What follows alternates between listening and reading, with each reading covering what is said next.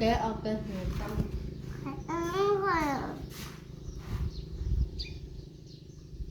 โอ้นี่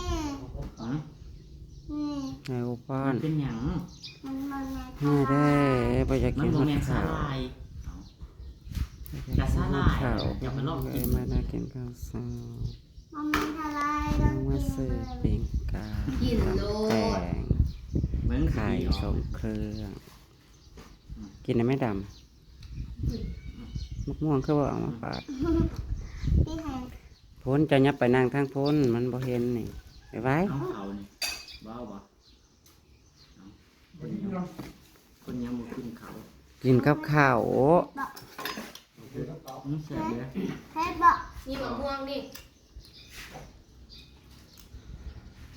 อ๋อกินข้าวกันยังจักจี้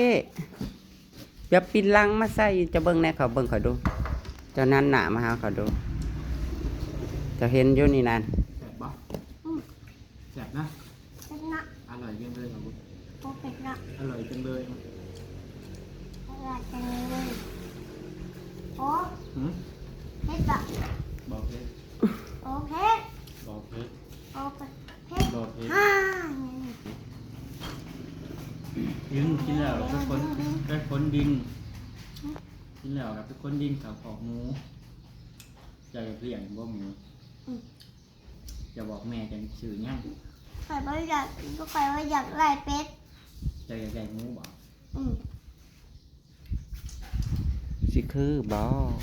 ตื่นเกลือมันไหวอยู่บ่ อืม จะต้องอาบน้ำให้มันน้ำได้ โมเมนต์ แขวให้มันน้ำเจ้าเองยังบ่ทูหัดแขว คือ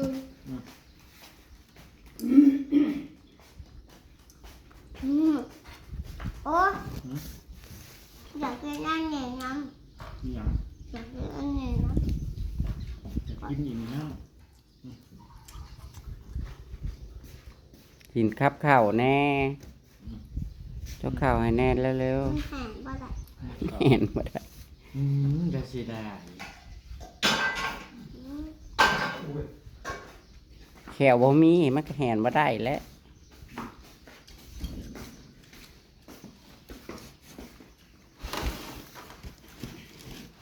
กินกับข้าวไว้ ข้าวเนี่ยมองเลยคนนี้สกปรกหัว ๆไม่นำมาอยากกินข้าวนี่ได้จักเอาเขากินล้างใจ สวัสดีปะดุ้ง สวัสดีปะลุงพนันหลังใส่สงอกอยู่ ว่าแม่บอกกันนะ สวัสดีปะลุงพนันหลังสงอกอยู่ ครับมาที่นี่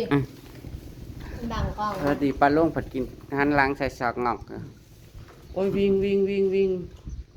วิ่งเวียนศีรษะหน้ามืดตาลายคล้ายจะเป็นลม ถึงเขาไง ดีหน้ากินข้าวกับหยาง มันขัดกระเปียกกาย แซ่บบ่ แค่ มื้อนี้อุ้ยนี่มื้อนี้สิขึ้นอยู่เมื่อปักซองอยู่ อืม ใครสิมาเอา พอละ พอลัด พอละขับรถเป็นไร มาสอนข่อยหน่อยเด้อพอลัดมาสอนข่อยครับหน่อยเด้อรถอีบุญอยู่นะ บนอยู่บ่ อีบุญอยู่นะ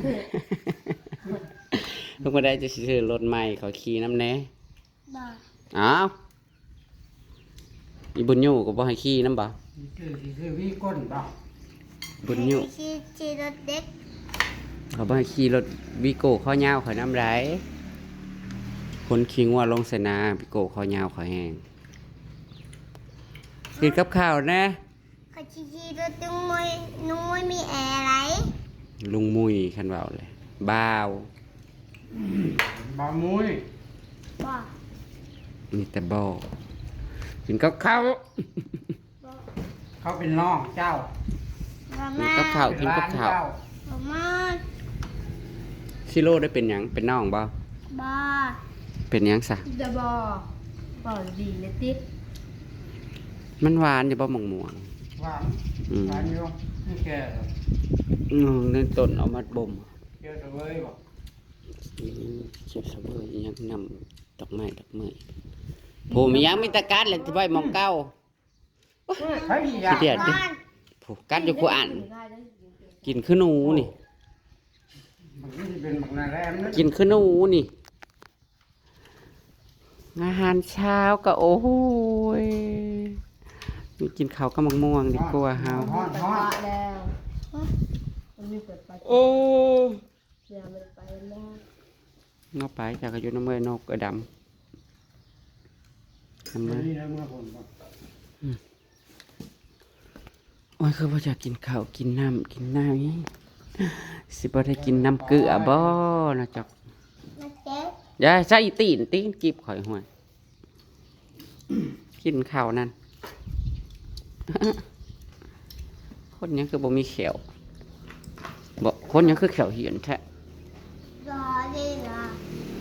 อย่าเล่นอย่าเล่น คนอะไรแขวเหียนจังเลยหึ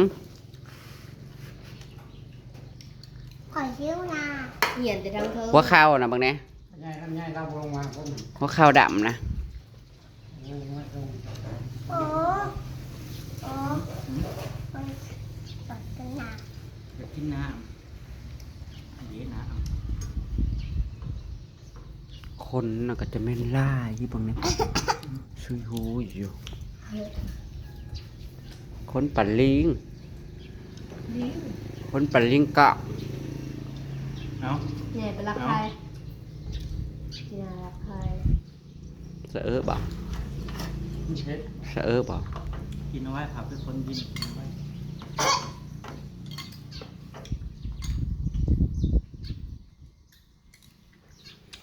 อืม อิ่มแล้ว กินแมงจังสิมีแห้งเด้กินอะไรเย็นๆหวานๆบ่กินยังจอกจังสิมีแห้งบ่หึ นี่อะไรนะ โอ้ย โอ้ย เดี๋ยวเฮ็ดหนั่นหมูขี้เดียด กิน เฮ็ดหนั่นหมูขี้เดียด มันดัก อยู่แล้วก็ยาไปล้างมือไปล้างมือไปล้างมืออาหารเช้าก็ได้พี่น้องเอ้ยพอเห็นกับข้าวแต่ละมื้อที่เขาจะกินยังค่อยเมื่อยเขาเบื่ออาหารเมื่ออาหารจุง3-4 มื้อมานี่กินข้าวบ่ได้เลยกระเพาะก็จะขึ้นบ่อยากกินข้าวกินแต่ขนมมื้อละก้อน2 ก้อน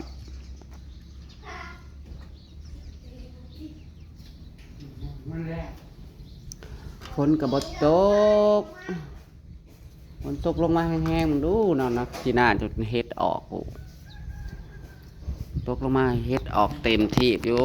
อยากไปหาเฮ็ดเด้ รอบรอบข้าง เสื้อเสือดำจ้ะเพิ่น ว่าทั้งเจ้าดีหรือว่า หาเสื้อใส่ขาวบ่น่ะนะ ไม่ได้จำเรื่องคนน่ะ มาละ แล้วก็ขึ้นปากช่องมัน ขึ้นนี่ที่หอนไม่ตูนอยู่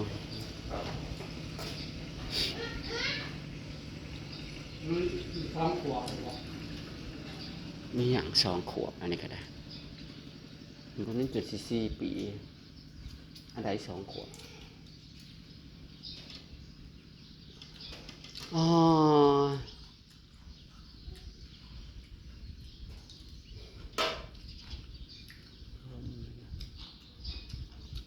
คือตกคือแทบได้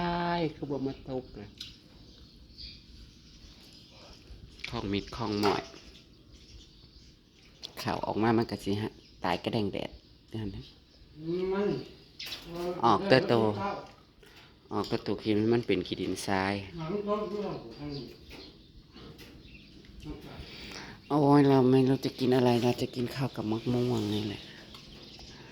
กินข้าวกับมะม่วงคือผู้เฒ่าแต่นั่นนี่แหละพี่น้องกินกับมักไม้มักตอก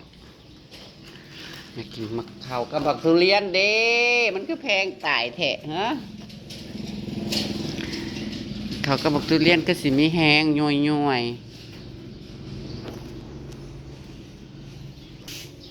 อ่ะนี่แหละกับข้าวเช้านี้ค่ะข้าวกับมะม่วงดีกว่า